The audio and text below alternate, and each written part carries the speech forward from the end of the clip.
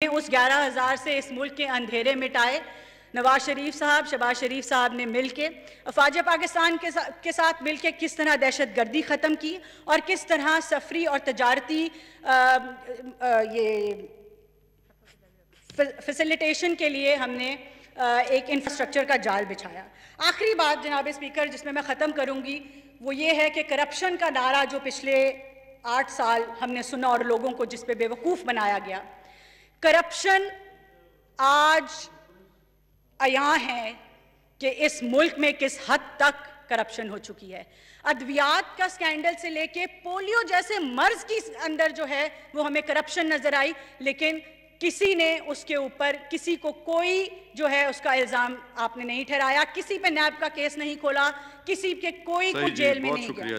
जनाब स्पीकर आखिरी बात, जनाब स्पीकर आखिरी बात, जनाब स्पीकर आखिरी बात, आटा और चीनी। मोहतरमा नाज बलोच साहिबा,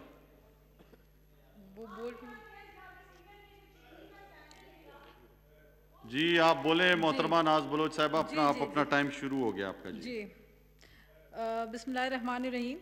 शुक्रिया जनाब स्पीकर, आपने बजट के इस अहम मौके पर मुझे बात करने का मौका दिया। सबसे पहले स्पीकर साहब, वो तमाम लोग जो PIA के प्लेन क्रैश में जो शहीद हुए उनके लिए दुआए मग़फ़िरत करते हुए, और वो तमाम लोग जो कोरोना का शिकार हुए पाकिस्तान में और जो लोग बीमार हैं और जिन लोग की जानें गई, उन सब के लिए और उनकी फैमिलीज़ के लिए दुआ करते हुए मैं अपनी तकरीर का आगाज़ अब आगे करती हूँ। जनाब स्पीकर, बात यह है कि पहले तो जॉन एलिया का एक शेर है जो कि इस हुकूमत के लिए बड़ा फिट बैठता है।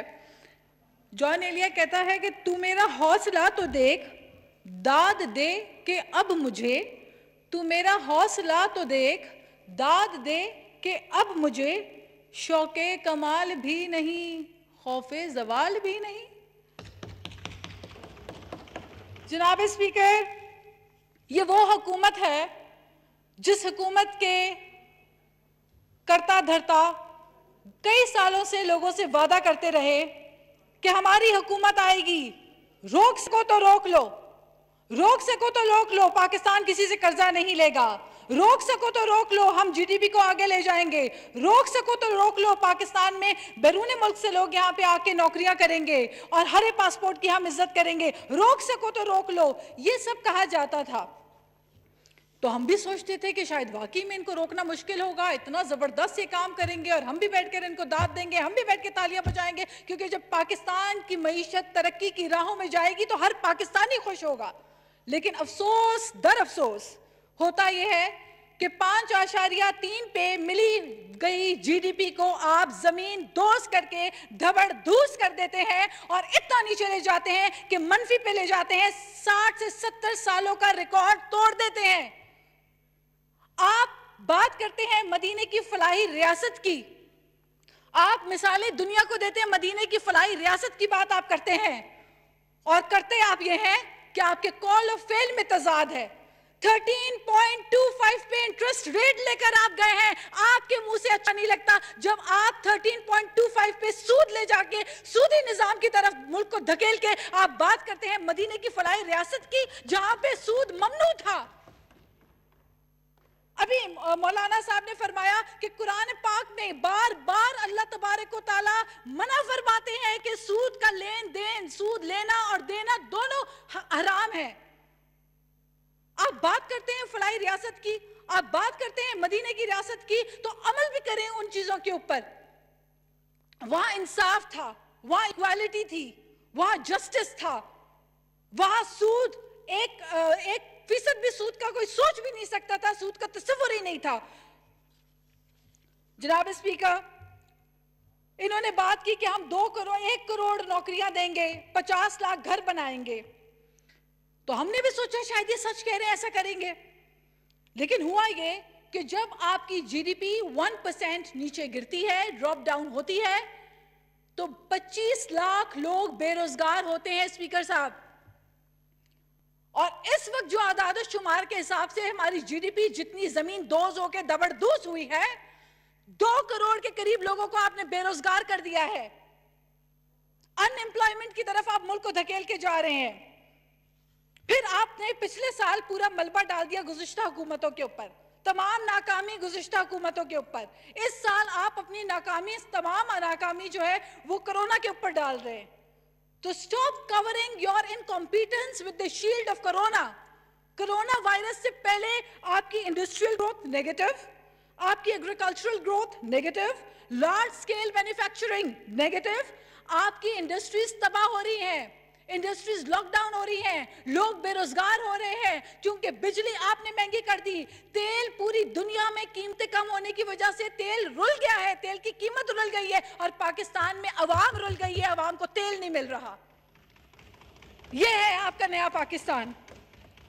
जिस यूरोप की आप मिसालें देते थे, जिस यूरोप की आप मिसालें, जिस वेस्ट की मिसालें आप दिया करते थे, वहां पे 0% इंटरेस्ट है। इस वक्त अमेरिका में 0% इंटरेस्ट है। आप तो उनकी मिसालें देते थे, तो हम सबको करते थे कि शायद 5% से इंटरेस्ट रेट ड्रॉप करके आप 2, 3, 4 पे ले जाके नीचे ले जाएंगे, एक कदम तो बढ़ेंगे आप।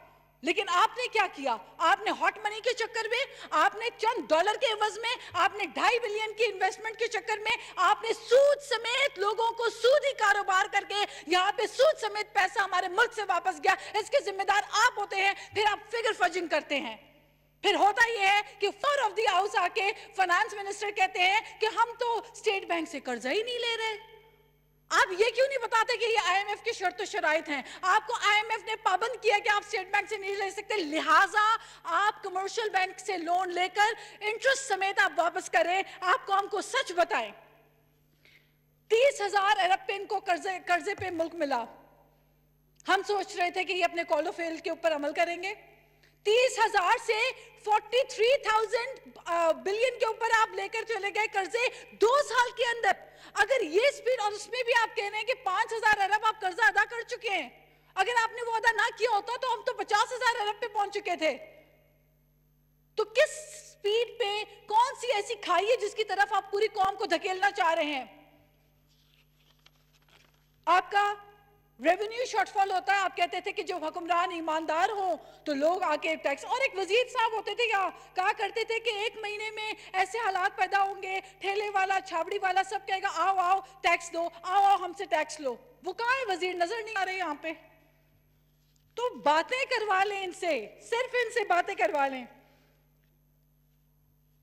पीआईए का प्लेन क्रैश होता है, वजीर आजम साहब नहीं जाते। बातें तो ये सुनी थी कि चिली में एक माइन था, उसमें लोग फंस गए थे माइनर्स, तो चिली के वजीर आजम आखिरी हद तक कुर्सी लगा के बैठा था। जब तक आखिरी माइनर बाहर नहीं निकलेगा उस मुल्क का वजीर आजम बैठा रहा।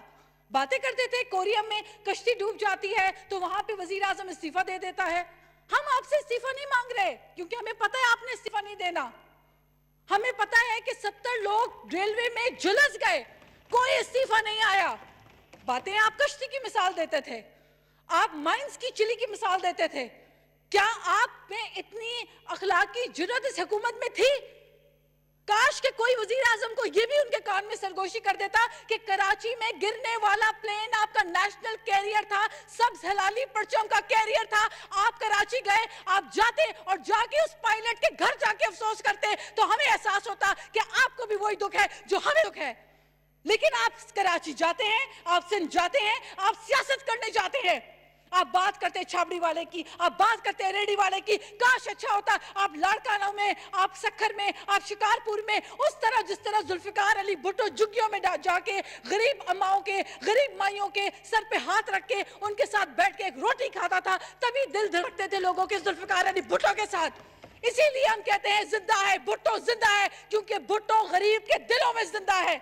जुल्फिकार अली भुट्टो झुग्गियों में बैठी हुई अम्माओं की माइयों को कहता था कि इस लकड़ी में जिस तरह रोटी अपने लिए पका रहे हैं मुझे भी खिलाओ, और फिर बैठ के खा के उनका दर्द समझता था।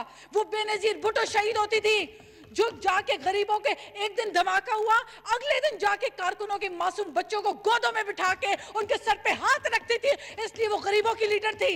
अगर वो छाबड़ी वाले की बात करती थी तो जचता था, वो छाबड़ी वाले की बात करती थी तो सूट भी करता था। वो वाकई में अवामी लीडर थे। वो ये नहीं थे कि बोलते छाबड़ी वाले और डेली वेजर्स की बातें और 135 डिशेस तवाज़ो की गई वजीर आजम की। आप कहते हैं सिंध में गुर्बत है, सिंध में कहत है, सिंध में तो बहुत बुरा निजाम है। आपकी तो 135 डिशों की तवाज़ो होती है। आप कहते कि ऑस्टेरिटी होगी, मैं दाल रोटी खाऊंगा। मेरे मुल्क में बुरा हाल है, मेरे मुल्क में अनएम्प्लॉयमेंट है, मेरे मुल्क का मजदूर दिहाड़ी पेशा तकलीफ में है, लेकिन नहीं।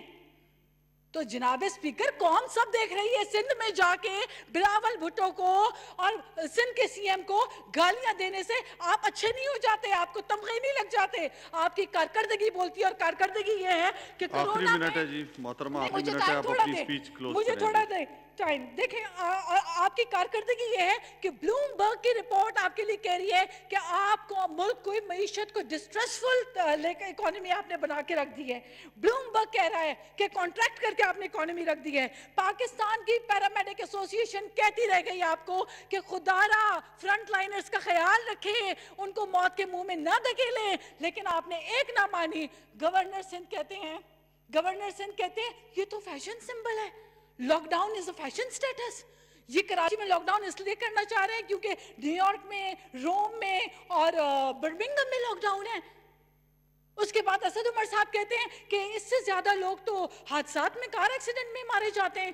फिर वही असद उमर साहब आके कहते हैं कि 12 लाख अफराद जुलाई के महीने में कोरोना का शिकार हो जाएंगे। हम कौन सी बात आपकी माने? फिर आप कहते हैं घबराना नहीं है। जब कौम घबराना छोड़ देती है तो आप कहते हैं कि जी मास्क पहनो। ये तो हमें अंदाजा नहीं था इस चीज का। तो वेयर आर यू? ये कोई लकी रानी सर्कस समझा आपने इसको?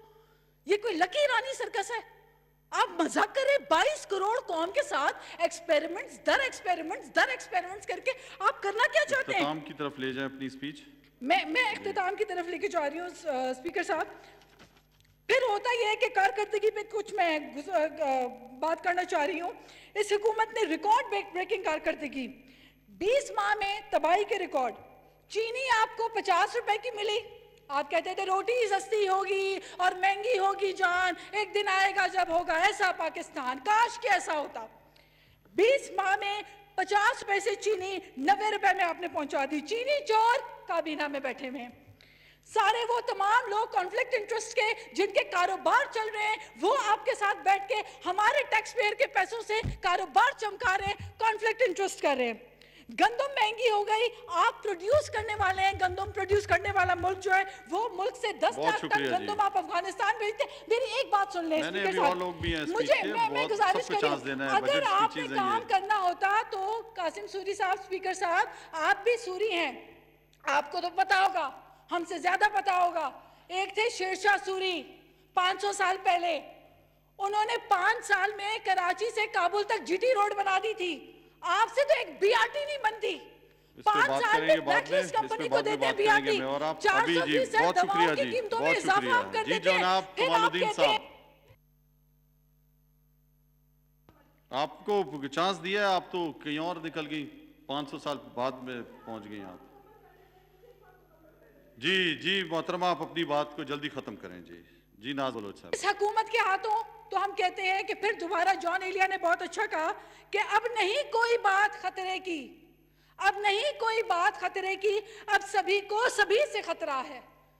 इस दहाने पे आप पूरे मुल्क को लेके जा चुके हैं। खुदा का वास्ता है, ये सियासत छोड़ें, आए मिलकर एक हों, एक कौम बने। ये बाबा कौम की तस्वीर सामने लगी है, कम से कम इनका लिहाज कर ले। ये वन नेशन की इन्होंने बात की थी, आज हमें एक कौम होने का सबूत देना होगा। जब वक्त आ गया तो आप खुदा के वास्ते सियासतबाजी छोड़ें, आए मिलकर एक हों, इस कोरोना का मुकाबला एक होके करें। और खुदा ना कोई समझा दे हमारे मुल्क के वजीर आजम को कि लॉकडाउन ना करने पे जो तबाही इटली ने देखी, जो तबाही अमेरिका और ब्राजील ने देखी, जो तबाही दूसरे ममालिक ने देखी, उनसे गुजरने के लिए हमें मजबूर ना करें। खुदारा सही पॉलिसीज और सही मते। वैसे तो आपके माशाल्लाह कारनामे ऐसे हैं कि मैं गिनवाती रहूं और कई घंटे निकल जाएंगे। सही जी, बहुत शुक्रिया जी, बहुत शुक्रिया जी। जनाब कमालुद्दीन साहब।